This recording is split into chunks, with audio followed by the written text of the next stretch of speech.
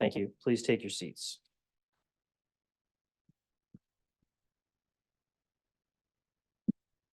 Hey, Mr. Knapp, would you please take a roll call of the advisory committee? Thank you, Mr. Chair. Good afternoon, committee members. Member Allen, Here. Member Coronado, Here. Member Cottrell, Present. Member Di Basilio, Member Oborn, Present. Chair Salazar, Present. Member Spry, Member Stalker, Present. Member Therio, Present. and Member Viramontes. Present. Thank you. Hey, thank you. I would now like to introduce joining us today, Assistant Executive Director from Post, Jim Grotkow, and Post Executive Director Manny Alvarez. Thank you. We'll now move to public comment. This is time set aside for members of the public to comment on items on the advisory committee agenda. Pursuant to commission policy, the advisory chair will manage the public comment period in deference to the committee's workload and meeting time constraints. Up to 15 minutes is allotted at the beginning of each meeting for public comments on items on the agenda. Members of the public who wish to speak are asked to limit their remarks to no more than 5 minutes each. If we have many people who wish to speak on the same topic, I, as the chair, may intervene and will ask that you limit remarks to no more than 1 minute. Pursuant to existing commission policy, the chair may conclude the public comment period if multiple speakers are voicing repetitive or similar statements and the 15-minute public comment period has expired. Please be advised that the committee cannot take action on items not on the agenda. Please remember that this meeting is being transcribed, so I may politely interrupt and ask you to repeat or speak slowly and clearly so your comment can be correctly captured.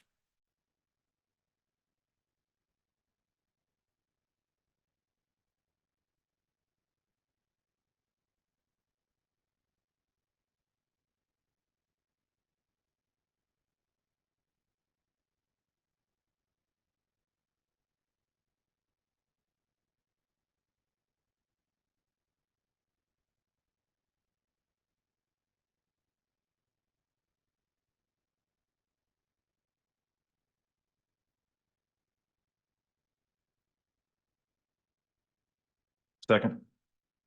Okay, all those in favor, say aye. Aye. Any opposed? Any abstentions? I'd like to abstain, sir. I was not here at the last meeting. And that's from Mr. Viramontes. Okay, the motion passes. And we will move on to announcements. I will now call upon Assistant Executive Director Jim Grotkow to provide the announcements. Thank you, Mr. Chair. We have two announcements today. The first one is I'd like to introduce newest advisory committee member, Lieutenant Brent Stalker, is with the California Association of Police Training Officers, known as CAPTO, and give him an opportunity to say a few words. Thank you. Pleasure to be here. It's an honor. I appreciate that. And hoping to say a little bit more. We've recently rebranded CAPTO to California Association of Peace Officers Training. I'm sorry, CAPTMA, CAPTMA. And so we have rebranded that, and I'm going to talk a little bit about that later on in the meeting, but appreciate being here and thank you. Thank you, sir. Our second announcement is recognizing one of our members who is going out, which is Walt Allen. Walt has represented CADA, the California Association of Academy Directors, and see if you want to say a few words as well. Yes, thank you. I've had a wonderful time serving on this fine committee and I want to thank the Post Commission and all of you for allowing me to be a part of this wonderful organization. And this year marks my 48th year in law enforcement, and I'm going to continue working in the academy environment, and I love the profession. And again, I appreciate the opportunity and the opportunity to serve with all of you. Thank you. Thank you, Mr. Allen. And again, thank you for your service on the advisory committee, and Lieutenant Stalker, welcome aboard. So, and that is all the announcements for now. Thank you. And yes, welcome to Lieutenant Stalker, and thank you again to Mr. Allen. I appreciate your insight. 48 years is a long time. And we appreciate your voice on this committee and what you've been able to provide. So thank you for your service. Okay, we'll now move on to presentations and we'll turn it over to Assistant Executive Director Jim Grotkow, who will announce the agenda items to be presented this afternoon. Thank you, Mr. Chair. The following items were requested for presentations. It'll be items B3, B5, B6, B7, and B8, and Basic Training Bureau items D1 and D2. Okay, thank you. We will start with item B3, a report on basic course presenter statistics. And the Bureau Chief Carrie Holler from the Basic Training Bureau will make that report.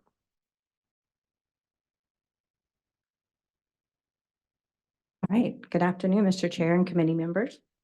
At the November 2023 Commission meeting, Post Basic Training Bureau staff presented the Commission with information on the basic course certification review process.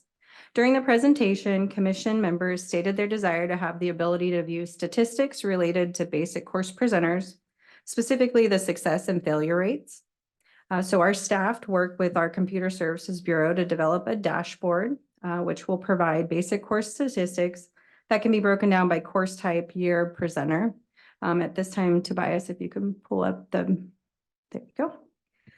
In the agenda packet, we did do some screenshots. Those were attachment A and attachment B. So as you can see, well, it's a little difficult to see with the white screen, but it has the year, the course title, presenter information, the number of affiliated students, number of non-affiliated students, students who completed the course, the number still employed. It also breaks down the number hired during the course and number hired prior to or on day one of training. So on that, you can also sort. So on the left-hand side under course title, there is a sorting. If you go up a little bit more, you can sort it. There you go. By the different basic courses. So the modular courses or the regular basic course, the extended or intensive, just depends on what you're looking for. Also up at the top there, you can sort by year. So if you want to look at the different years, you can sort by that. On the next tab, if you could go to the graph, Tobias, please. This will be a graph that demonstrates the number of affiliated versus non-affiliated students by the year. On the right, you can sort by presenter name and the course title. So you can get the different graphs based on the presenter and the course. On the last tab, we just started coming up with some definitions. So if you want to go to the definitions tab, and that's really just try to create some helpful information for someone who is viewing the data, breaking down what each section would mean. And then this information would be made available on the Post website and the data warehouse section. Is there any questions or is there anything you guys would like to see up on the screen? We could pull up Rio Hondo for Walt. No. Fresno for Lieutenant Stalker. Rio Hondo. Let's see. Tobias, they're a modular, so maybe module 1 and then click on Rio Hondo. You mentioned you can sort by years. How many years back does this go? I believe, can you drop down? I think it's 2020. I can't see from here, sorry. Is it 2020? It's 2020. And when does this dashboard go live and how does it accessed? So it'll be accessed on the data warehouse site on our website, and the minute everybody's happy with it, we could publish it. It's already ready to go. I'm looking over at our computer services. It's kind of like they could hit a button and it can go live. That's outstanding, just really outstanding to be able to do that. So if there's anything that's not on there, and we'll ask the commission tomorrow, we can make changes also if we have that data available. Chair, if I may, the data warehouse is under the community tab on the new Post website. We have a new website as of 2 weeks ago. So if you click on community and then data warehouse, it has all kinds of different data available for the public viewing.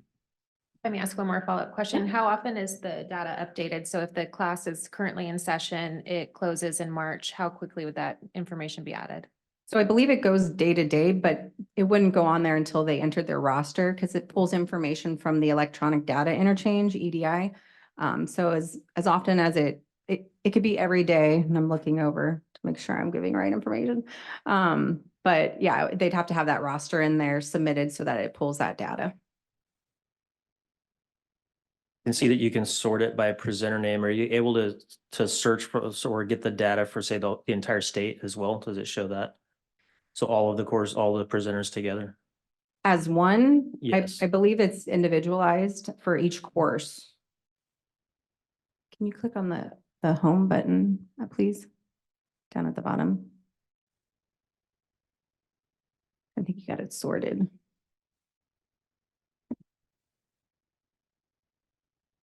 Yeah, so it won't show like overall, just basic course intensive. It's per presenter and per course. Because I had the opportunity to hear Manny speak last week, and you mentioned something about some data that had to do with officers remaining in law enforcement after. Is that part of this project as well, or? Correct. So I believe the number still employed. So if you run 2020 and you look at the number still employed, it'll show those that graduated and were hired in 2020 and that are still employed as of today. Today. Mhm. So it's essentially, it's live data that Right. still employed number can change tomorrow should somebody resign that was hired in 2020. So it's the column to the far right number still employed as of today. So just. What is that data shown that Post has been able to see? I'll give my analysis if I can see it correctly. So just looking at Alameda County Sheriff's Department. Let's use the third line down, basic course intensive, since the extendeds are a little bit different. So in 2020, they had 49 students that started the academy. 44 were affiliated, 5 that were non-affiliated, 33 that completed the training. And as of today, of those 2020 graduates, 31 are still employed. But if you go down, you'll see you'll see a lot that have left the profession, that you'll see that number still employed number go down significantly. That's some great information, man. Mhm. That's good stuff. Did I Correct. summarize that correctly? Mhm. Thank you. And something just to keep in mind with the data, there are academies that are primarily affiliated students. So take CHP, all of their students are affiliated. So their number is going to be a little higher than like a college who takes a lot of non-affiliated students. So just something to keep in mind with the data. This is good data to have, so I appreciate the work that went into this, and I'm curious what that trend is across all the presenters though for number of graduates versus who are still employed. So it'll be interesting to dive a little deeper into this. Thank you. Any questions or comments from the committee? I'll just say again that this is a really great job to the staff and the computer tech folks. That's really extremely useful data for presenters to know how they're doing and how they compare with other academies. Any additional comments or questions?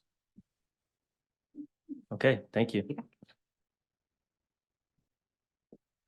Okay, we'll move on to item number B5, a report on post-proposed regulatory actions and status. At this time, we'll call upon Staff Services Manager Caitlin Polis, Executive Office, to provide a report on post-proposed regulatory actions and status. Good afternoon, Chair Salazar and committee members. Okay, so the report I was asked to give is on the status of our regulatory packages. At the time of the agenda being published, we had 3 items that were in the 45-day public comment period. That was to make changes to Regulation 1205 for definitions related to serious misconduct, Regulation 1011 for public safety dispatchers certifications, Regulation 1210 for voluntary surrender. All three of these packages have actually completed the 45-day public comment period, and we received no comments on all three. We also had 4 packages that were in the 30-day review with the OAL attorneys. One being for regulations 1052, 1059. That was for the guidelines on student safety. Second one was for regulation 1005, 1007, 1008 for learning domain 35 for firearms and chemical agents. The third one, it was for regulation 1005 for minimum coroner training requirements. And then another package for regulation 1005 related to course name correction for the district attorney investigator training course. All 4 of those packages have actually been approved by OAL just within the last few days. And then since the last commission meeting in November, when I published the agenda item, there were 5 packages that had been approved by OAL. Are there any questions or comments? This was an item that was a request for presentation. Were there any questions or discussion? Comments? On regulation 1011 with the public safety dispatcher certifications, can you just remind which that were related to? Certainly. That was to update for current and valid processes for public safety dispatchers and record supervisors to earn and apply for professional certificates and to remove peace officer language that was inadvertently left during the SB2 creation process. You're welcome. Okay, no additional questions? Thank you for the report. Move to item B6, which is a report on peace officer certification statistics. At this time, I call upon Bureau Chief Michelle Weiler, Certification Bureau, to provide a report on peace officer certification status. Good afternoon.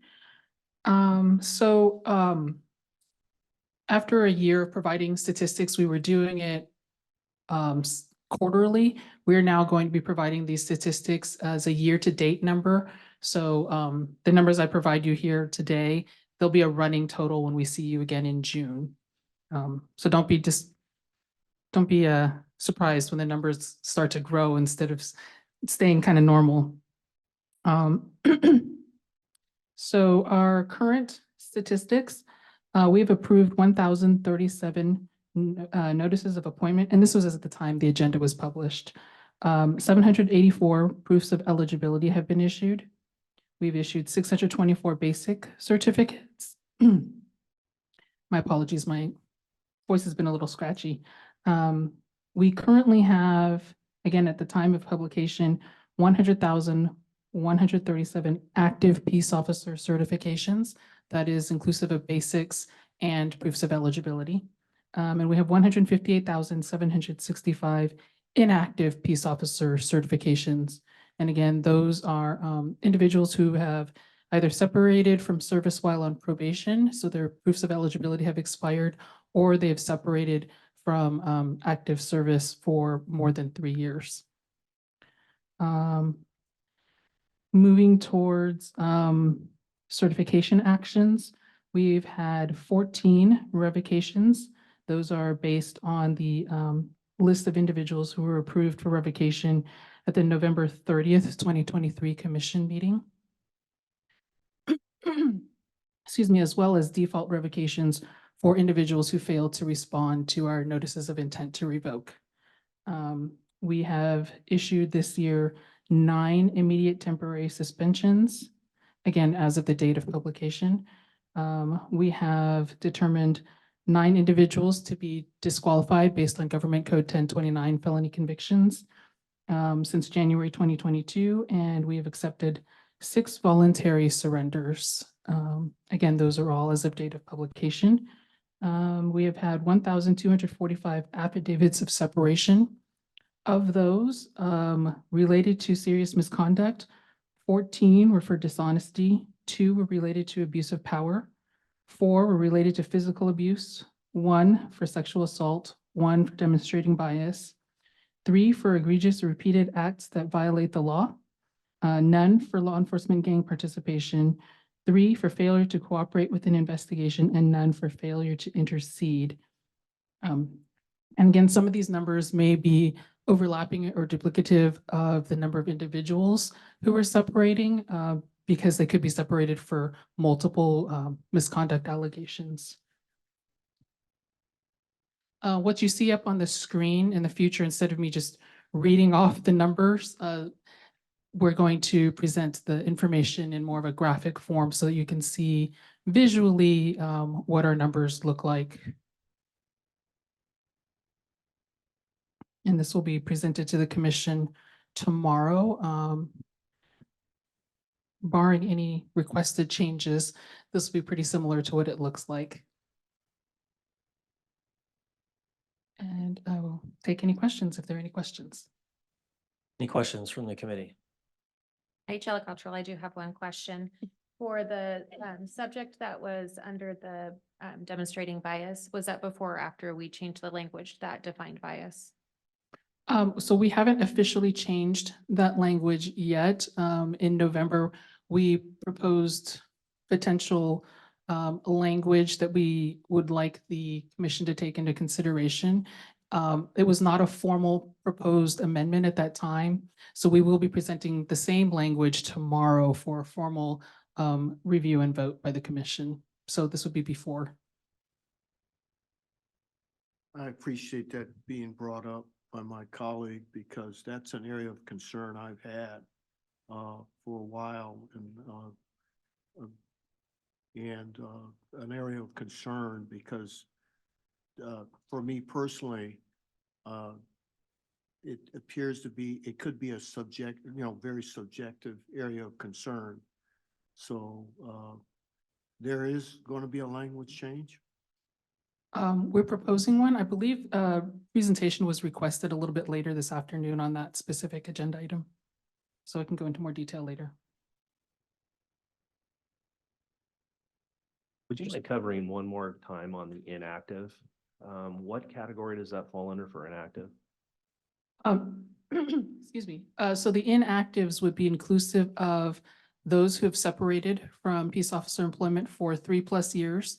So that number is tied to the specific day that someone would separate, and then year 3+1, they would go inactive, as well as individuals who were issued a proof of eligibility but separated from employment either as an individual who was never eligible for a basic certificate, so potentially a jail deputy who never moved into the patrol deputy classification, as well as a patrol officer who was on probation, but for whatever reason was separated during probation prior to being issued a basic certificate.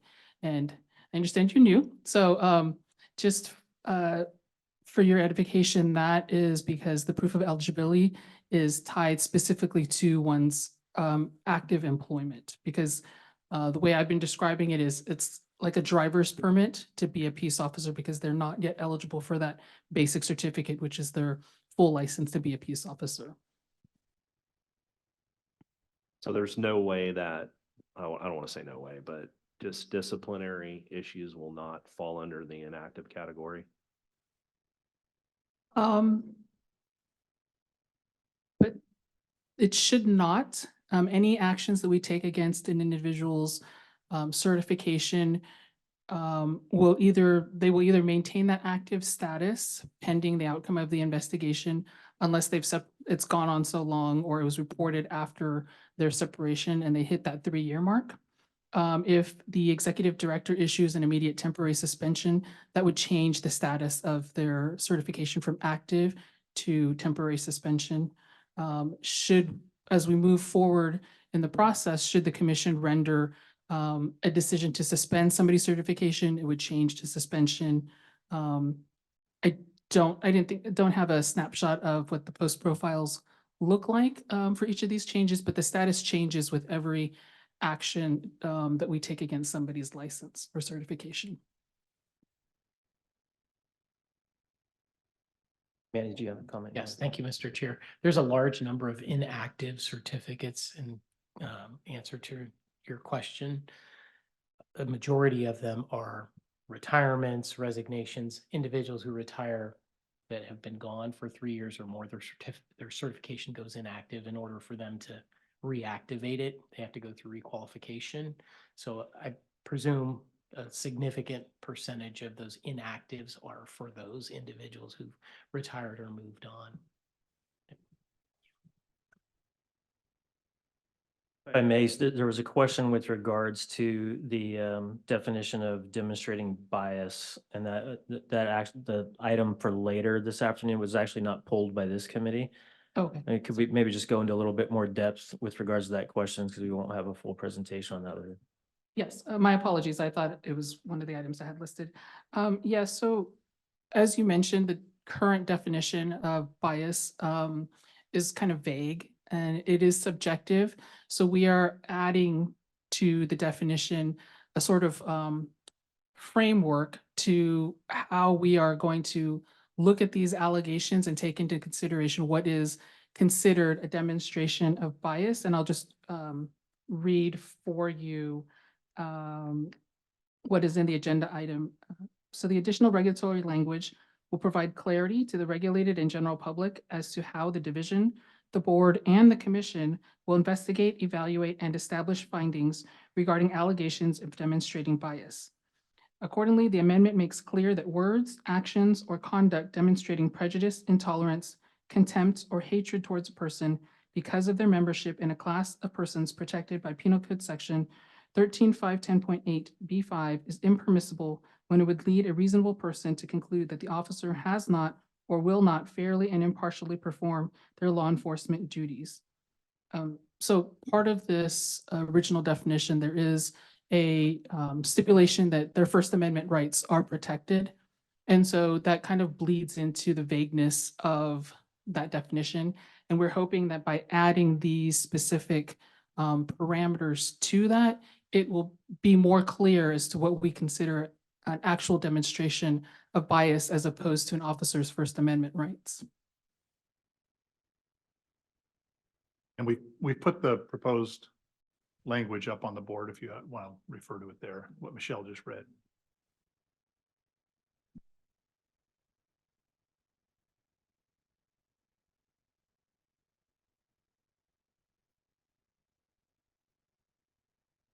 That address the committee member's question, or do you have further questions or comments? Yes. Thank you. I did have a question with regards to the affidavits of separation, and I think we've mentioned this before. So under you have a list here of serious misconduct categories. So that's it basically comes up to 28 different counts of serious misconduct that are part of 1,245 total affidavits of separation. Is that correct? Correct. But we don't know how many of those 28 counts of serious misconduct, we don't know how many officers that represents. That was not factored into this, but I can look into working with our computer services team to factor that into future reports. Yeah, I think that would be helpful because we do recognize, there may be one officer that represents 5 counts on here, but I think it would be helpful to know the number of officers that represents when you put it into the larger scope. So that's information I think we would find helpful. And then of the 1,245 affidavits of separation, some of those are, I mean, really very few of those are related to serious misconduct at this point. Other affidavits of separation would be maybe someone not passing probation or termination for some other reason, or just resigned. Correct. And do we have some sort of a breakdown of what the remainder of those look, so we have a better kind of idea of what 1,245 affidavits of separation represent? We do not at this time. I can look into whether or not we can break that down as well. I also want to note that some of the affidavits of separation numbers will bleed into new appointments, which we don't necessarily have accounted for here, because you would have to separate from your current agency in order to be reappointed at a new agency, regardless of whether you are moving to another agency or not. You are required to submit an affidavit of separation for, or your agency is required to submit that. So there could be some bleed over there as well. I can look into how we can distinguish that number. And I recognize sorting some of the data might be a little complex because you do have a number of different dynamics that play into that. And just depending on who sees the graphic, trying to really have a good narrative for what that means and for helping people understand. You know, because if it's presented here, it's 1,245 affidavits of separation, and then it has a serious misconduct, which really represents a pretty small piece of that, which is a good thing, I hope. But I think, you know, for someone that is just looking at this and trying to understand what that means, having some sort of sense of what other separation could be, even if it just kind of denotes what that might indicate, because some of it could be very, some of it might not just matter, it might just be people resigned or didn't pass probation, so it has nothing to do with misconduct. I just hate for the data to be misinterpreted differently. Yeah, and we have codes for retirements and resignations, so we can probably pull those numbers based off of those codes. It might be a little more difficult to figure out who's leaving one agency and moving to another, but it'll give us a general idea. Thank you. Any other questions, comments, concerns from the committee? Okay, thank you. All right, we will now move to item B7, and at this time I will call upon Bureau Chief Brian South from the Professional Conduct Central Bureau to provide a report on the Senate Bill 2 update.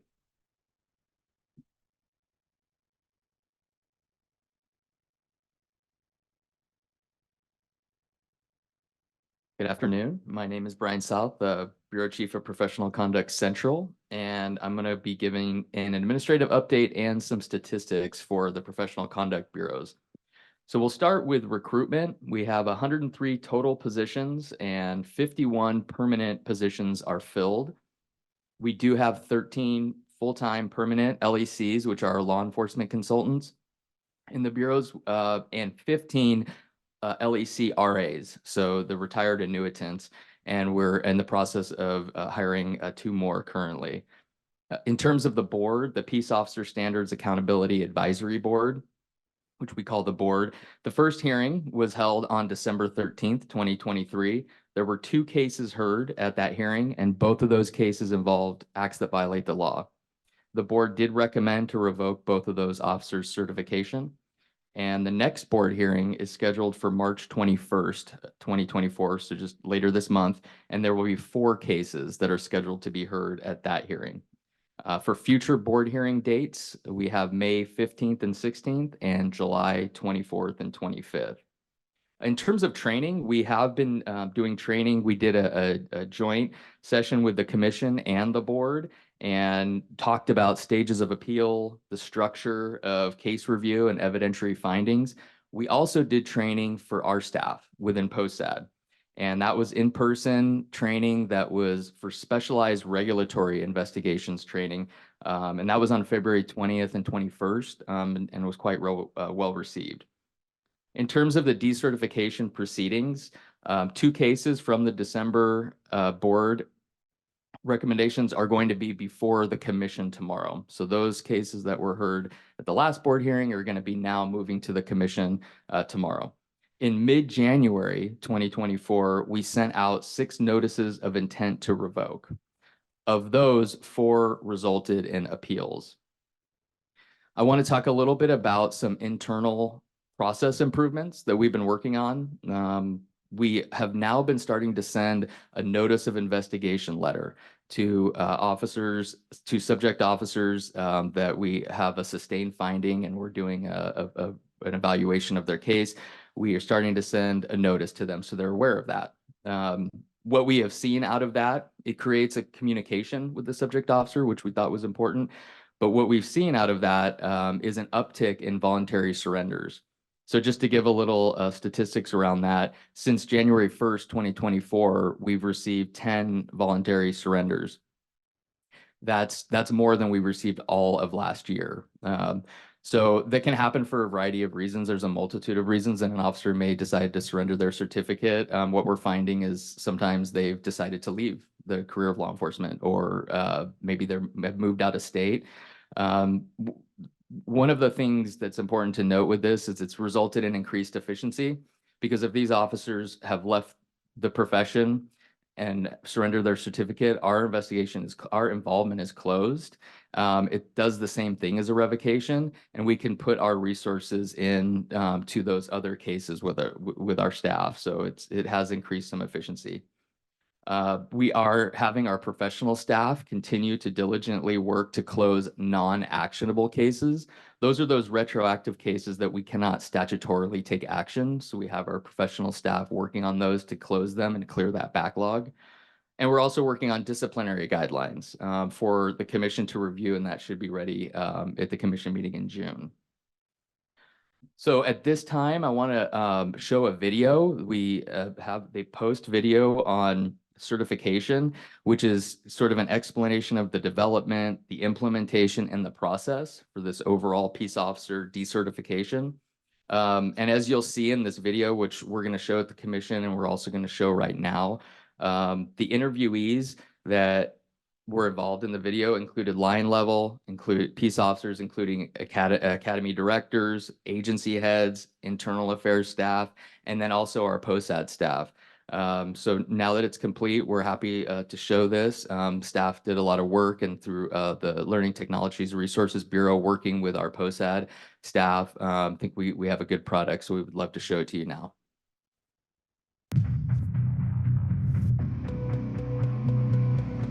A new law has been passed in California establishing a decertification process for peace officers. As a former officer and a current trainer, I've seen firsthand the uncertainty and apprehension this law has sparked among the people I know and work with. Regardless of how well you try to handle a call, there are times where complaints come through. That is unnerving when you're out working. You're like, okay, I'm not gonna go out and look for things or pull over cars just in case, like, what if we make a mistake? Because we're human at the end of the day. And then we're gonna be held not only through IA, we have to worry about post clearing us as well. In this series, we will unravel the complexities and real-world implications through discussions with stakeholders looking at it from multiple viewpoints. We are now no longer passengers in this journey. We now must take more of an active role. We had some of the same concerns when we first started using body-worn cameras. Most of the time, the camera has supported the actions of the officers. And so if they're aware of what those areas of misconduct are, they don't really have anything to worry about. Process is there for a reason. It's there to ensure that your rights are protected. And if you're doing everything right, you're going to come out on top. In a conversation with officers from across the state alongside post staff, members of law enforcement voice their concerns and search for answers from those who know.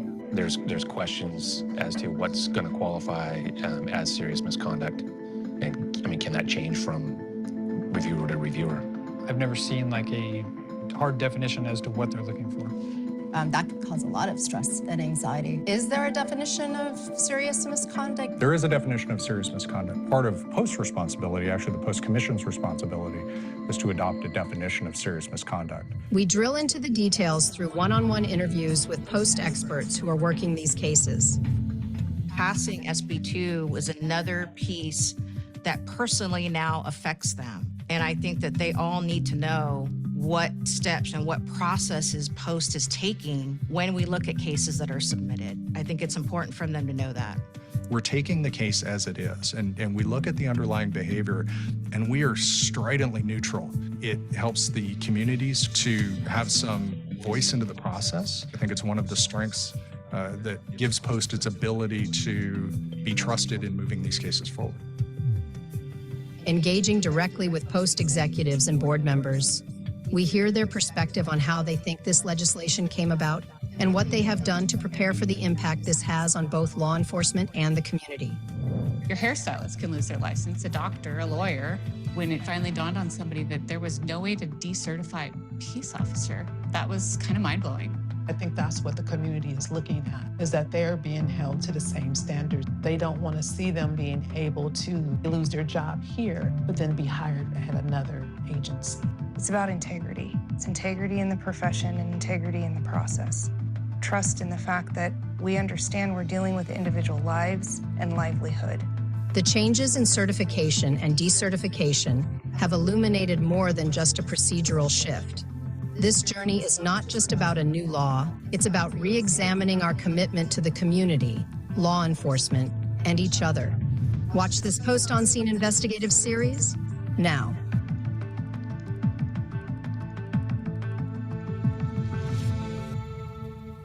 Thank you, Tobias, for showing that. And thanks again to our Learning Technology Resource Bureau working with POSAD to put that together. We're also going to be working on an Academy video. So that is hopefully going to be ready within the next few months. Before I move on, I wanted to go back. I mentioned voluntary surrender. So I wanted to also provide a little bit more detail about how that shows up on the website. So when we send a notice of investigation, for example, or for any reason, the officer decides to surrender their certificate early on in that process during that initial investigative phase, that goes on the website, but it will say voluntary surrender. If they surrender their certificate later on in the process, to the point where we have done our investigation and we have made a determination, so we have what you might call a finding, and then a surrender happens, at that point, it'll go on the website as a voluntary surrender, but it will also include the areas of serious misconduct that we made a finding on, if that makes sense. So at the end of the process of our investigative process, we write a ISF, which is like a summary of findings. And so if we get to that point, we will also include on the website what area of serious misconduct that is. So now I just want to go into some statistics for the professional conduct bureaus. We have taken in over 22,000, so 22,729 agency misconduct reports have been received by us. Those are those reports that are sent in by agencies for allegations, allegation, complaint, or charge. That's what the statute says. They have agencies are required to report to us allegation, complaint, or charge of serious misconduct. Of those, 69% are those retro cases. So prior to 2023, that's 69% of those. And then we have 515 public complaints. Now, looking at that number, we want to provide a little bit of context. So when you take that, sort of rather large number of 22,000 agency misconduct reports, as I said, those are allegations. What we have found now, a year in with data, is that about 8% of those reports that we receive from the agency end up with a sustained finding, 8%. So we will do and continue to do an independent review of all of these reports we receive. So we will be looking at those reports, we will be pulling information and ensuring that there in fact is no serious misconduct. But out of all of those allegations, what we're finding is 8% end up with an agency finding of sustained. Then the bureau chiefs will triage these cases. And after that occurs, it's right around 5% of all the cases that we receive have potential merit on its face for decertification. So we just point that out. When you look at that overall number of agency misconduct reports that we're receiving, the likely decertification cases, the most likely cases, it's going to be around 5% of those. And that's sort of what we found. And we thought that was important to point out. We also are continuing to triage for prioritization as these reports come in to our intake bureaus. And as I mentioned, our professional staff have been working for months now on helping us with the backlog on those non-actionable cases. We have also now additionally trained the analysts to help us review the unfounded, exonerated, and not sustained. So those 92% of the other cases, they're helping us review that. The bureau chiefs still do a final review to close those, but the professional staff have been doing an excellent job to help us with that analysis as we work through the backlog. As you can imagine, there's thousands of those that we're working through. We are also continuing to offer Mark 43 training to agency users. And right now we're coordinating in person. We've been doing the Zoom classes and we'll continue to do that.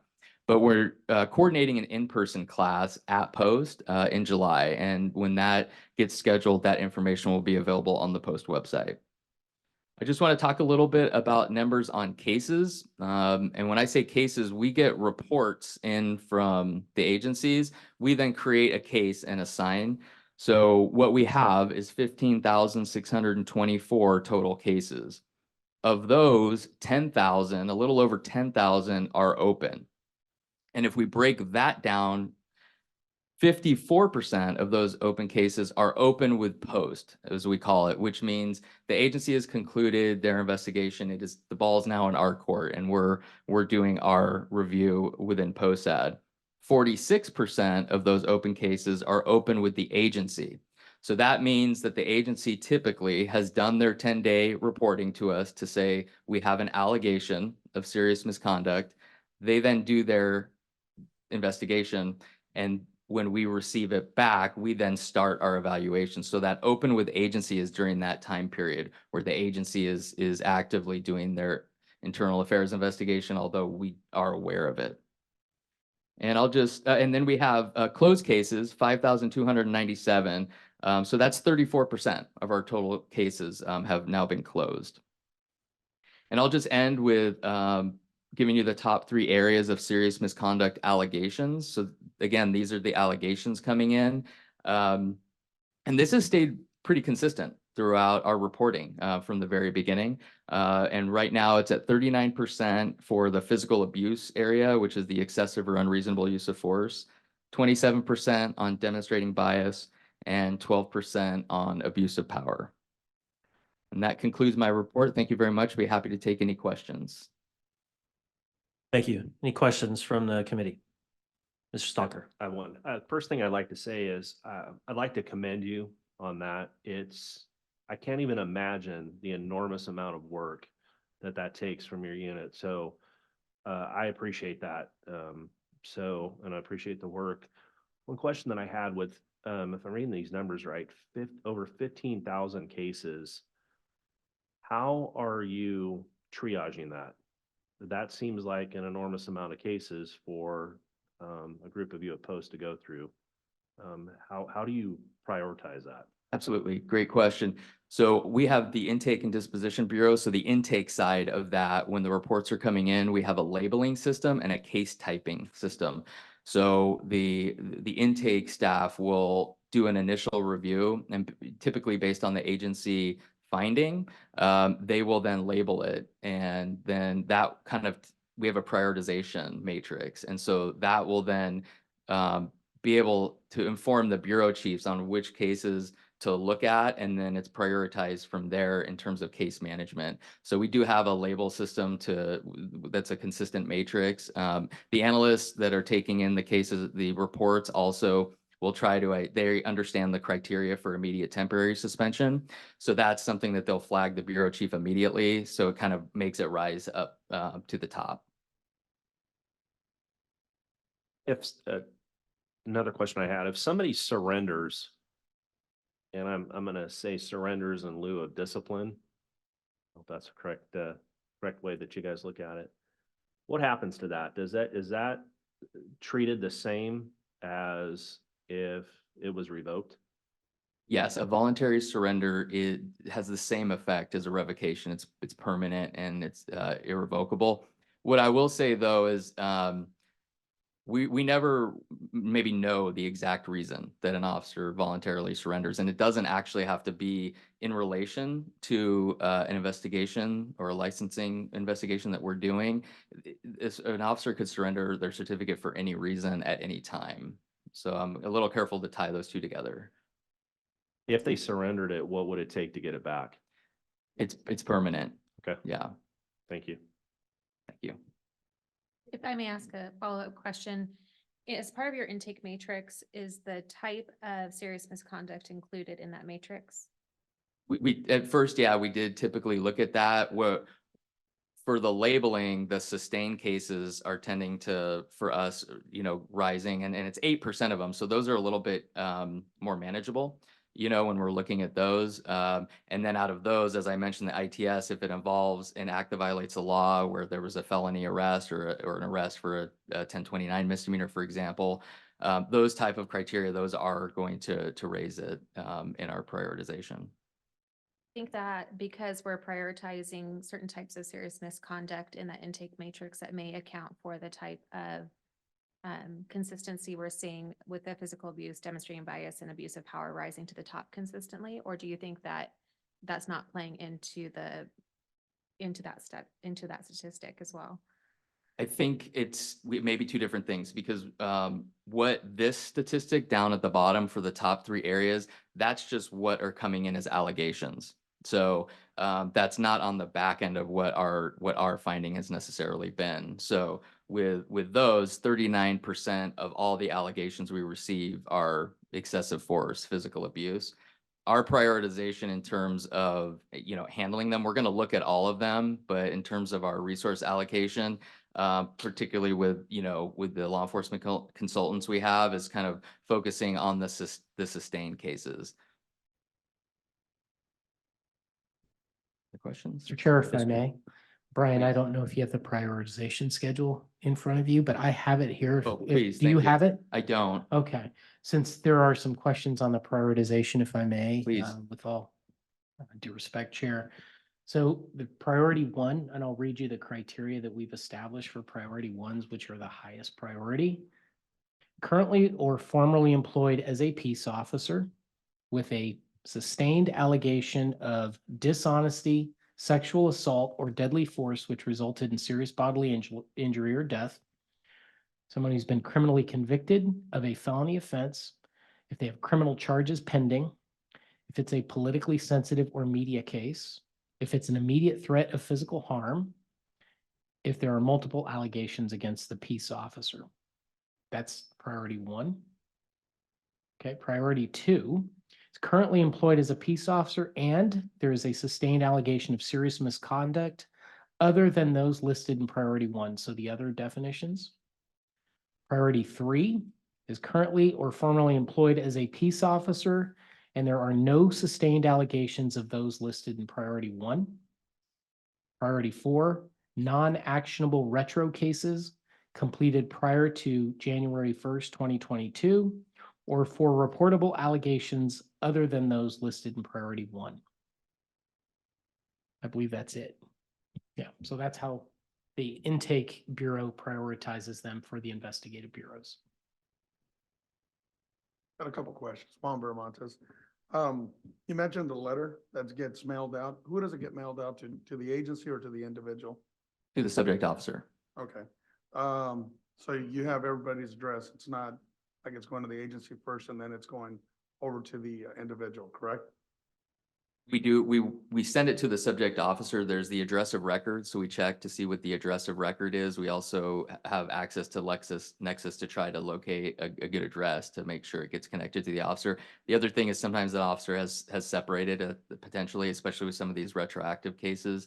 So we are checking the address of record and we're encouraging the officers to go on our website and tell us what their address of record they want it to be. Otherwise, it will default to the agency. Obviously, it comes back to the same thing, most of these guys probably know that they're going to get decertified and obviously they can be hiding from one place to another. So they won't get served in a sense. The other thing that I wanted to bring up was also, Post, when you receive these cases, these allegations, is there a statute of limitation? The statute gives us 3 years, 3 years. to finish and make a determination, yes.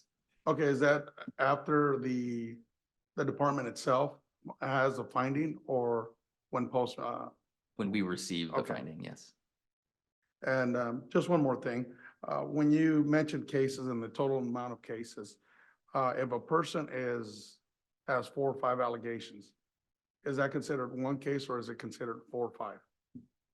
Great question. So a report is for each officer. And so what you might have actually is one incident with multiple officers. Each of those officers has to have their own unique report, right? And we then create a case for each of those for due process, because one officer may go down one path and another officer, we may go down a different path. So it's a good question, but when we get the report, if it's one officer, but there's multiple areas of serious misconduct, that's one case. But if it's one incident with multiple officers, you do get multiple cases, even though it's the same incident. So it's just an important, note about the numbers. Well, thank you. Appreciate your time and everything you do. Appreciate it. Thank you.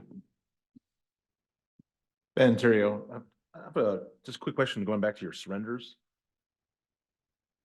At what point, is there a CCR or is there some type of policy internal that decides, you said when things get to a finding level, that gets attached to the actual surrender?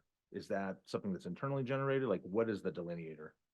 A delineator for For attaching the findings, like what point, I mean, you said something as Right. further down the investigatory chain, and then at some point, it's like we've reached a point like, well, we do have some findings, I'm assuming, whether it's one, two, but maybe not all of them. But Right. they've surrendered it. I mean, what is the regulation for that? Is that just like, again, is that an internal determination, or is that something from the CCR? It is internal. At a point where, as a division, we have made a determination that delineators, that an investigative summary and findings has been completed, and say we sent the notice of intent to revoke. And then if the officer then responds to that with a voluntary surrender, we have, as a division, made our finding. We've documented those findings, right? And so that would be the delineator, which is different than the notice of investigation. And just to, give a little more information about that, that letter is at the beginning of the process. So they don't have to respond to that letter at all. It's us telling the officer, we've received a sustained finding, we're investigating. If we may close it. It's very open-ended. We're looking into it. If we determine that there's no clear and convincing evidence of serious misconduct, the case will be closed and you'll get a no action letter. If we move forward, here are your options. Here is more information on the process. Here's an informational brochure. So that's at the very beginning. And if the voluntary surrender occurs as a result of that, sort of at the beginning of the investigative process, which has happened, that's when it'll just say voluntary surrender on the website. Understood. And then I guess if you did have some findings, or it wasn't a completed investigation, but almost completed, you're like, imagine that would happen at your level, like, well, we're still going to make this a surrender with findings and attach it. Right. Okay. It depends on the point at which the surrender occurs, but if we've made our findings, that's sort of the delineator. I appreciate that. I was just trying to figure out at what point, or if it was an internal thing. It sounds like an internal policy or procedure. And appreciate all that. I mean, obviously, like everyone else said, so this is a lot of work, and I appreciate everything you guys are doing. Thank you. I guess I just wanted to emphasize, we will only list voluntary surrender dash whatever one of the 9 disqualifiers are in certain circumstances. One is when we have notified the individual that we have concluded, that Post has concluded that there are findings, and they've been informed that we intend to revoke. We send them a revocation notice that they have 30 days to appeal. If they voluntarily surrender at that point, there is that whatever dishonesty or whatever the initial finding was about. The other one is if there is a temporary suspension. Let's say that an individual has hypothetically resigned in lieu of an investigation, and we have issued a temporary suspension. It'll show on our website as immediate temporary suspension, resigned in lieu of. And prior to anything they decide to voluntarily surrender the next day, that will be X'd out. The ITS portion, you can still see it, but it's X'd out. And then it'll say voluntary surrender. So there may still be, or there will still be, some descriptors as to why the ITS was issued. So it might have a little bit more information, but it should just say voluntary surrender. Thank you. Thank you. Any other questions or comments from the committee? I actually did have one, Brian.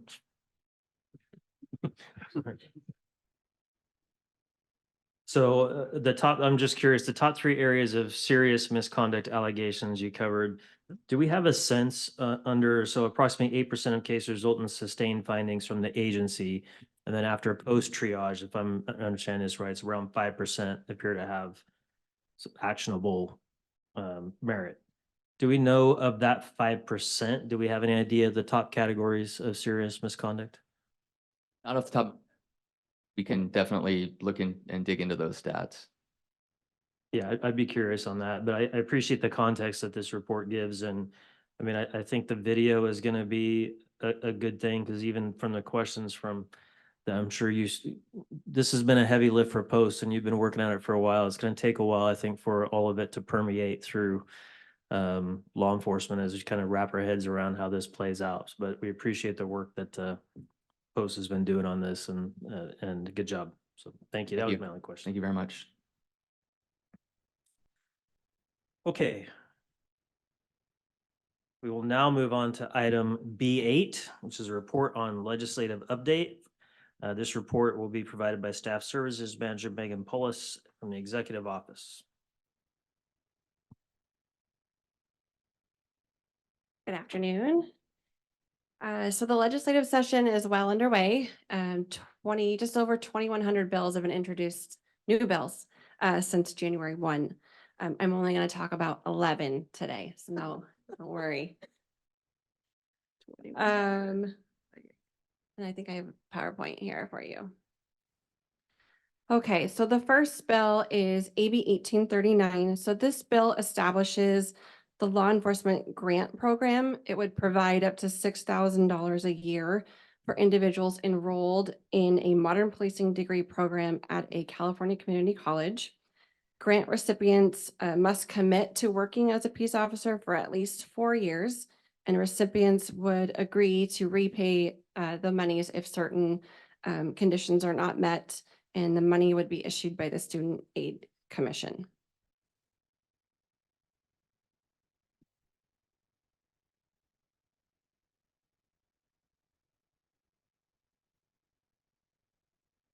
The next bill is AB 2042. This is the first of 2 bills involving police canines. This is a similar bill to what we saw last session, which was AB 742. It's just kind of been reworded a little bit differently. It still prohibits the use of canines for biting. But the way that it's worded differently is it would mandate Post to create 2 separate guidelines, one for standards and one for training. And then the agencies would be required to adopt the policy based on those standards. The next bill is AB 2138. This bill would grant peace officer authority to tribal police meeting specific training requirements that are outlined in the bill language. The bill would also add 2 additional members to the Peace Officer Standards and Accountability Board for participation only in potential decertification of tribal police members. And this bill is similar to a few that have tried to be passed the last couple of years. The next bill is AB 2382. This is a spot bill. So what that means is it's basically a very basic bill. There's just a couple of sentences. It states that it would mandate some sort of post-training on human trafficking, and it will eventually be amended to include more substantive information. The next bill is AB 2541. This bill would require Post to develop guidelines addressing wandering associated with Alzheimer's disease, autism, and dementia. This bill language includes the minimum content such as protocols for deploying agency resources, developing community awareness and coordination and communication protocols between agencies, amongst others. The next bill I don't have a slide for because it was just updated on Monday, but AB 2710. This bill would require Post to create guidelines on procedures during an active shooter incident, specifically to prevent unnecessary radio transmissions and inappropriate self-deployment, particularly in parking. The bill further adds that each agency would need to meet specific requirements during an active shooter incident. AB 2923, this bill would require a form that is used To receive public complaints, also include a provision if the complaint includes an allegation of racial or identity profiling and a space to describe the allegation. And this would apply to both written and verbal complaints. AB 3021, this bill requires specific information to be stated prior to interviewing a family member of a person who has been killed or seriously injured by a peace officer. The information to be stated is for the officer to clearly identify themselves, show identification, and state specific information as outlined in the bill language. And this applies to not only peace officers, but prosecuting attorneys or an investigator for the prosecution, and it applies regardless of the interview location. AB 3038, this bill would require a school district to hire or contract with at least one armed SRO to be present at each school in the district. I only have two more. AB 3241, this is the second of the two police canine bills. This bill concept was drafted by the law enforcement associations. The bill largely resembles the use of force standards that we currently use and establishes a use of force definition for canine use, requires posts to create guidelines with specific items to be included, and requires all canine programs to train with post-certified training. And the last bill I want to speak about today is SB 1020. This bill requires each law enforcement agency and academy to prohibit the use of ethnic shooting targets. The bill defines ethnic shooting target as any physical range target that depicts a human form or part of a human form that includes skin colors or facial features from which a person might reasonably discern a race or ethnicity of the person depicted. An ethnic shooting target does not include a silhouette target or a human form target with a non-human skin color such as green or blue that does not have facial features. The bill also further defines training to include not only the academy, but any in-service training to peace officers that involves live firearms training. So please don't panic. We're just beginning. There's a long road ahead of us until the end of August. All of these bills will be amended, changed, you name it. It's going to happen between now and the end of August. But I'm happy to answer any questions. Question, Kathy Oborn. The one that's asking, mentions about police complaints? Does that cross over with or intersect with SB 2? It's complaints from the public the way that it reads. Oh. So I would assume that since we are required to take public complaints, that it would apply to us as well. I have a question. I'm sure you probably get asked this a lot. These, as you're going through these, some of these greatly affect law enforcement. And that's a concern of mine. And my question to you is, who speaks to, or I guess, forepost on this legislation? I'm hoping that we have peace officers that are talking about concerns or at least trying to pass it on for some of these bills, again, that can greatly affect law enforcement. The post can't take a position on any of these bills. We are neutral in our position on everything, but our job is to mainly educate, talk about what the implementation would do to law enforcement agencies, and then my job is to monitor all legislation that could affect post. So even just with 11 bills, that's barely touching what could be affecting law enforcement this session. But to answer your question, usually when these bills come across, I'm usually reaching out to different people, asking how it might affect them. Like on the shooting target bill, I reached out to our basic training bureau. They've reached out to all the different academies, asked for their feedback, and I was able to submit that feedback to the author's office directly and say, this is what could happen. And I greatly appreciate that. And then I noticed there's a couple of bills that concern some of us in terms of being an unfunded mandate. There's not one police department that I know of that would be able to put an armed police officer at each campus in their community. So I'll just refrain from making any further comments because, as you said, Some of these bills have a little long road to go, and hopefully Cal chiefs, the different the sheriffs, state sheriffs, some of the other organizations like CADA can help convince some of the legislators that there's much better ways to go if you just work with law enforcement and get their perspective. So appreciate the presentation. Pleasure. Ben Terrio, I'm curious though, are you guys at least asked to come to public safety committees and public hearings and the like? Then provide at least all those perspectives you were talking about? Does that occur? Occasionally, yes. Usually it's only for data or a non-positional opinion. Thank you. Any other questions from the committee? I do have a question with regards to, I think it was AB 1839 with regards to the $6,000 loan. So that obviously ties in with AB 89. Any update on progress with AB 89? I know Post has been working with a number of organizations on that bill with regards to modern policing degree. Yeah, so as far as like how the degree development is going or how maybe some of the language might be being fixed. Obviously a language fix, and I think I've received an update on that, but what about the timing of implementation? Do we have any update on what that might look like? We haven't received, as far as I haven't received any information from the community colleges on where they are with that. I know that they do have a separate task force that's been created to work specifically on that degree.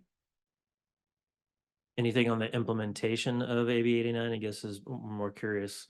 So they obviously haven't developed the degree, but I think it was supposed to take effect in 25. Have we heard anything about that getting pushed back or? Yeah, so there is some language that's floating around out there. I'm not sure where it's going to end up at this point, whether it gets put in the budget or if it goes through the regular process. But the hope is to change that timeline to 2029. If I may, so we did, if I may, Mr. Chair, in terms of the modern policing degree, so we have met with the community college chancellor's office and they have verbalized directly, or I'm sorry, the chancellor's office has communicated verbally to the author of AB 89 that they do not believe they will have the modern policing degree ready until October of 2025 at the earliest. So it's a ways out, but I think as Megan has mentioned, there's some solutions. It seems like everybody's on board with fixing the language in AB 89 as well as the time frame. A quick comment, question. Has anyone ever looked at the rate, the number of recruits coming into the academy that have just a high school diploma and what the rate is? Because even with 2029, it would be interesting to find out what kind of effect that's going to have on the number of folks you're going to get into modern policing and those folks that just won't go into modern policing. I'm just curious. I think it probably would be useful somehow to look at the number of high school students we have coming into academies and kind of projecting what we're looking at from a recruitment standpoint, you know, getting kind of a prediction model of how many folks we're going to have that are going to be eligible to come into the profession. If I could just respond, Kathy Oborn, remember, you have to be 20 and a half to be in an academy. You get out of high school at 17 or 18. So if I may, Mr. Chair and Megan, please correct me if I'm wrong. We do not collect data as to their higher education coming into the profession. So right now it's a high school diploma or GED, and that's what we audit for. So we know every peace officer has at least that. If they have a bachelor's degree or a master's or a PhD, we don't know. However, as we've mentioned previously to the legislature, the data that we do collect is when they apply for advanced certificates. So if they apply for an intermediate or an advanced certificate, that there are certain education requirements that are attached to those as well as experience. So we have data on that.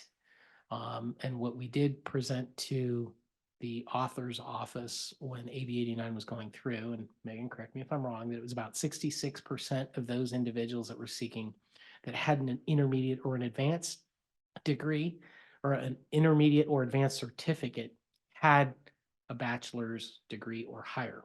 But again, that could be that they got it after they were appointed as a peace officer. It could have been Right. before, we don't know. And if they don't, if they don't include if they have a master's degree in order to get their intermediate, they tell us they have their bachelor's, then we issue it based on the bachelor's degree. We have no record of the master's. So it's very difficult for us to know what. You know where I'm going with Yeah. this?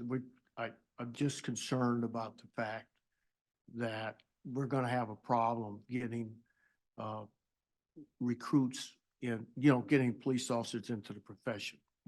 We're That's already all I'm having saying. problems. Big time. More serious problem.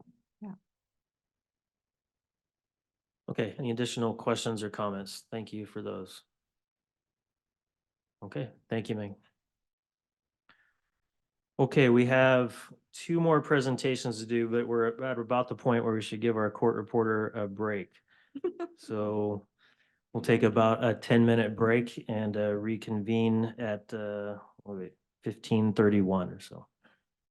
Thank you.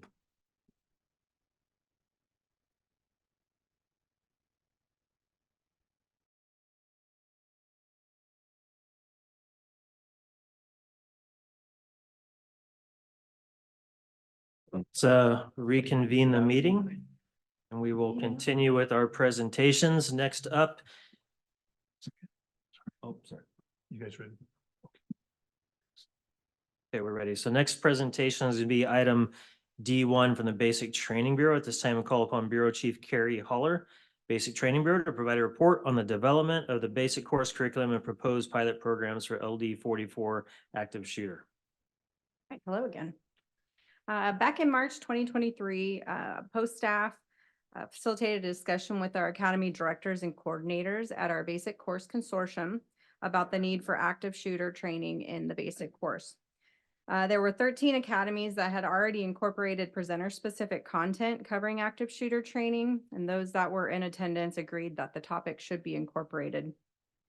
So we held 2 workshops, one in October of 2023 and one in January of 2024 with subject matter experts representing 8 basic course presenters. After they reviewed all of our current active shooter related content with existing learning domains, they decided that the active shooter training should be a standalone learning domain, hence the LD 44 active shooter. During the workshops, they developed the proposed training and testing specifications, which is the attachment that was provided in the agenda item. As this new learning domain has never been presented statewide, we are requesting approval to pilot LD 44, learning domain 44, active shooter with the following basic course presenters: San Diego Regional Public Safety Training Institute, the California Highway Patrol, Sacramento County Sheriff's Office, Butte College Public Safety Training Center, Ventura County Criminal Justice Center, Riverside County Sheriff, and for our modular format presenters, San Joaquin Delta College.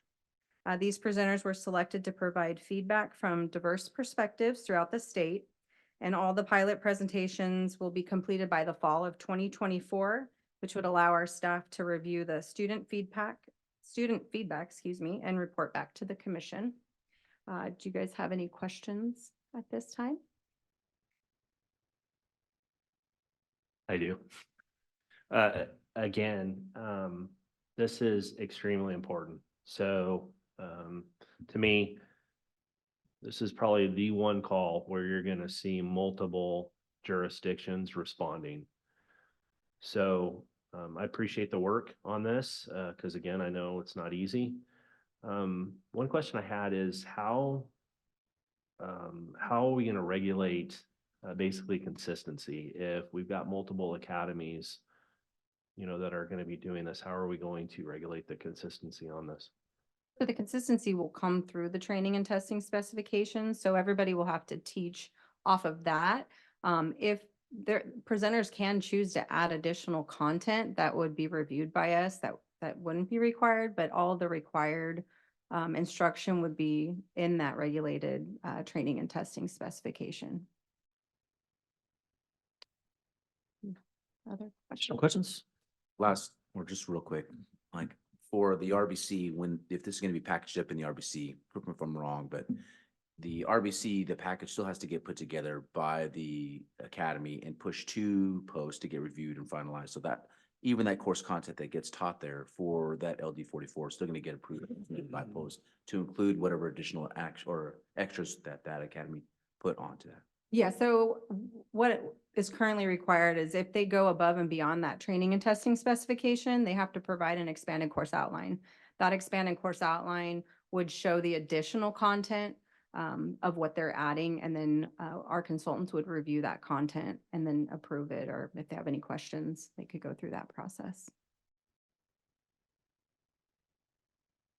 Any additional questions?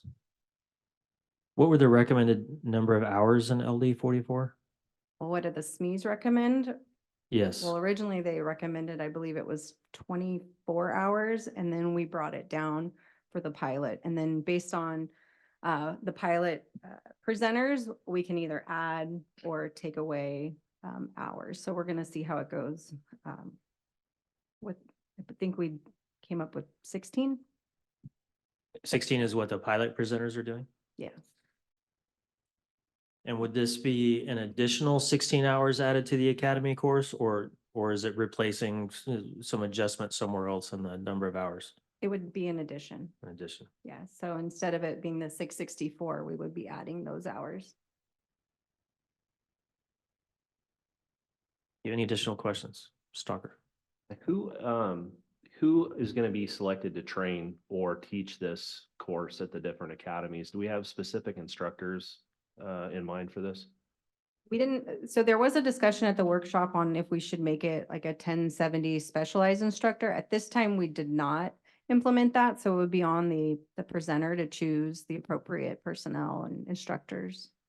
And I would say that all the academies have tactics instructors, tactical instructors.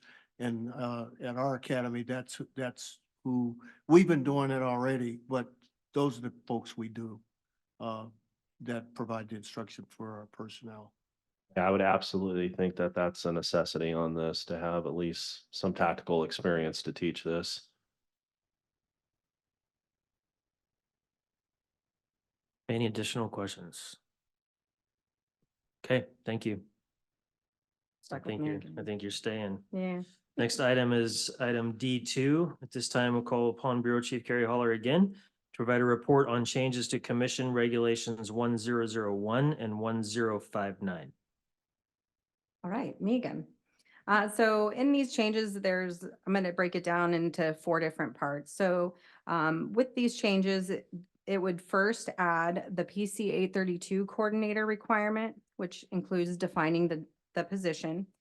This addition will require presenters of those courses to designate a coordinator with sworn law enforcement experience. Currently, there are civilians that can occupy this for those PC 832 courses. This would basically ensure that those have the relevant and necessary experience to provide, if needed, remedial training, because a lot of times it's civilian staff with no law enforcement experience providing remedial training to students. So that's the first one. The second one is going to restrict those who have had their peace officer certification suspended, revoked, or voluntarily surrendered from serving in various basic course related positions. So this is to bring in line Commission Regulation 1059 with 1052. So that's currently it's already in 1052 and it was inadvertently left out of 1059. So we're taking that language from 1052 and inserting it so that they can't be an instructor for a basic course also. The third one, would add requirements to the position of the scenario managers and scenario evaluators. So the added requirement of these positions will require their designation be determined based on their knowledge, experience, training, and successful completion of a post-approved field training program. In April 2021, Post implemented a requirement that scenario manager and scenario evaluator be in possession of their post basic certificate before being designated as one of those positions. We've continued to identify issues with scenario managers and evaluators who have not worked in a patrol setting or never completed a post-approved field training program being used in these positions still. So in the best interest of the students attending these regular basic courses and those that are evaluating them and managing them in the testing process, we want to make sure they have that patrol-related experience in addition to completing a probationary period. The last is we have a lot of cleanup language that we moved over. So we have things that were in Commission Regulation 1052 that were inadvertently left out when we moved and created Regulation 1059 back in April 2021. So these changes will ensure that all the regulatory requirements applicable to basic course certification can be found under one regulatory section. Questions? I have a question because on the staff report here under D2, the very last portion of the first paragraph. First off, I completely agree with the selection of scenario managers and the changes there. I think that is a good change. But it also says, and establish a recruit training officer to student ratio. And I didn't see anything in the report itself or in any of the attachments that talked about an RTO ratio. I was curious if you could provide some additional information on that. I believe that was supposed to be taken out. Okay. So that portion of the change, we did not move forward. Is that a work in progress or? Okay. That was a question I had because I saw that and then there was no additional information. I did hear from our local academy director on that particular item who, and I think there probably should be a student ratio, but what that is established that could provide challenges potentially for some academies. So obviously Yeah, a we lot of thought received- going into that. Yeah, we received that feedback, so we pulled that off the item to have further discussions. I Other- go I have ahead. one more, sorry. Just to go off of what my colleague was just saying, the other question I had is, do we anticipate any other unintended consequences of these actions? Because while I do believe these are the right choices to make and I see the reasons for them and I support them, do we think that by narrowing the group of individuals who can teach these classes, we may run into some issues with staffing and not having enough classes available for folks that are trying to go through these training classes? I don't believe so. No, I guess my answer is just no, I don't believe it would cause any problem. Any other questions, comments?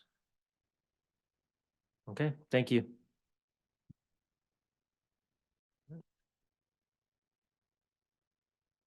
Okay, Mr. Chair, this concludes the presentations. Are there any questions by any of the committee members before we move on? I'd like to take the opportunity to, first of all, recognize and thank the members that provided feedback for these reports. This has probably been one of the more involved meetings that people have, the committee has taken part in, and I appreciate that as a representative of Post because your role is very critical and important. I know a number of you who have come on recently have heard that. We've kind of drummed it into you. The second part of that is the participation is critical to be here. And so you may hear tomorrow from the commission a comment regarding attendance. And we actually have within our Post policy, the commission policy, that members who have 2 unexcused absences may be removed by the commission from the committee. And so we want to try to just take it very seriously for that participation. So I commend everybody that's here today for being here and the commitment and the involvement, and just want to thank you for that because I believe it's been a very lively and well participated meeting. So thank you. And I turn it back over to you, Mr. Chair. Thank you. Okay, this will be the time for advisory committee members to report on any items from their respective organizations that they represent here today. And so I will start at the end of the table down here with Mr. Allen. Any reports? No, just to say that I'm sad that I'm leaving and I've had a great time and I don't have anything to report, but I want to thank the Post staff for all the good work they continue to do. Petro? I just have a brief comment, if I may. The first 911 call was placed on February 16th, 1968 in Haleyville, Alabama. In the last 56 years, the expectations on the type of response that law enforcement and public safety dispatchers can provide has evolved the dispatch work group into people who incorporate emerging technologies, are on the front line of major events, and who serve as an early warning system for responders in the field. National Telecommunications Week is being recognized April 14th through the 20th this year. Initiated in 1981 by Patricia Anderson of the Contra Costa County Sheriff's Office, this week is intended to honor public safety dispatchers for their commitment, service, and sacrifice. This year during National Telecommunications Week, in addition to how we normally celebrate the dispatchers themselves, we as leaders can also ask how we can improve their careers moving forward. Additionally, we wanted to recognize the support that Post and the Commission has provided in the form of recent training updates, access to an enhanced online learning portal, and consideration when building programming. Thank you for your time. Thank you very much. I agree. Our dispatchers are some of our unsung heroes, and we appreciate the work that they do. And yes, looking forward to recognizing them. Mr. Coronado. Sir, I agree with you 100%. Dispatch is our lifeline. They're our protectors because we're out there all by ourselves. So thank you very much. Just a couple things. We look forward to being on that platform for LD44. I know we've been teaching active shooter for a long time, and I agree we should have the specific instructors that are in that suit to teach it and teach it well at the RBCs. So we're looking forward to that. And now I forgot what I was going to say on the second one, so I apologize. Thank you very much. Good job on the first one. Soterio. Similar remarks. It's a long time due for LD44, and I'm looking forward to that expanding and becoming the standard. Beyond that, also looking forward to working forward with stakeholders on some of these bills and others, ensuring that the best things move forward for the profession. And that's it. Just Stalker.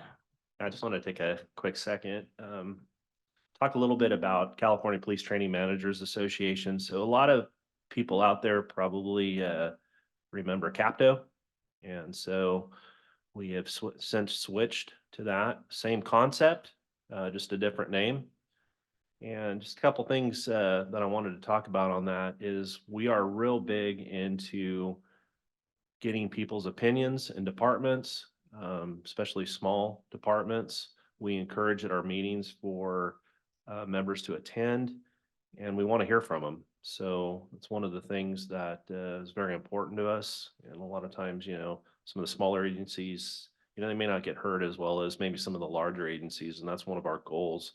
So we're trying really hard with that in our meetings to just kind of focus on that and get as many opinions as we can. And we encourage, FTOs, we encourage dispatch supervisors, anybody that's involved in basically training with a department. So training personnel, training managers, those are all that are very important for us to get to our meetings. And again, with the hope is to get opinions, get the opinions out there and listen to them and, try to get that, their opinions heard. So, that's something I wanted to talk a little bit about. And so again, a lot of times people, will remember us as CAPTO, but we have since switched and same concept. And we hope to continue, basically the good reputation that CAPTO had and continue it on. So thank you.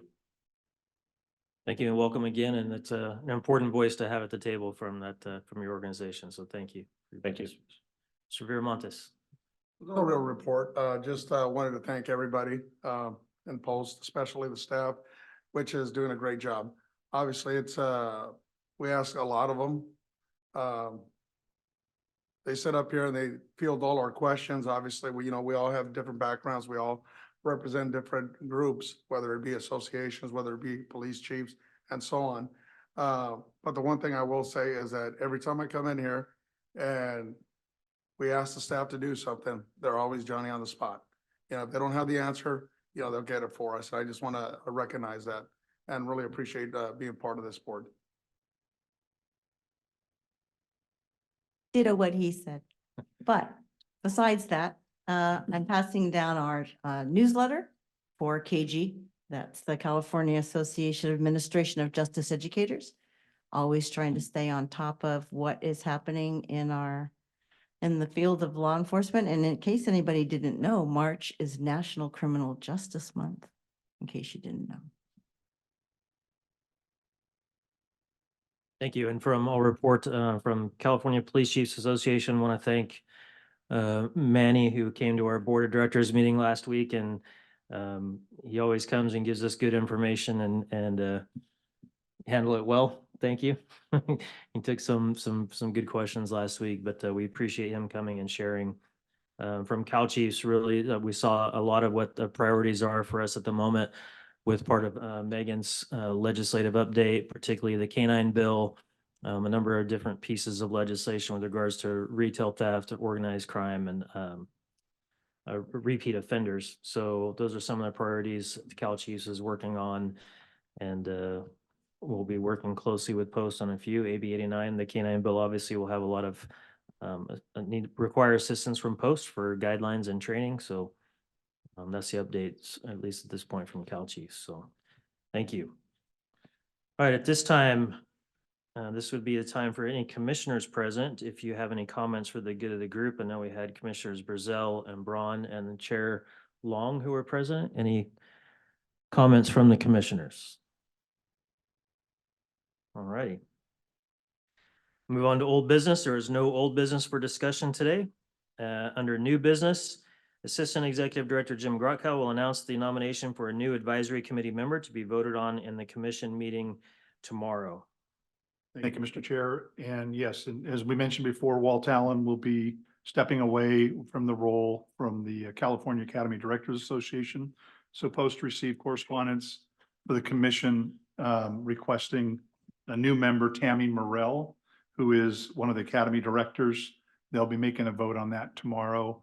And assumably, if they approve it, she'll be present for the next meeting. So that's the only new business. Okay, thank you.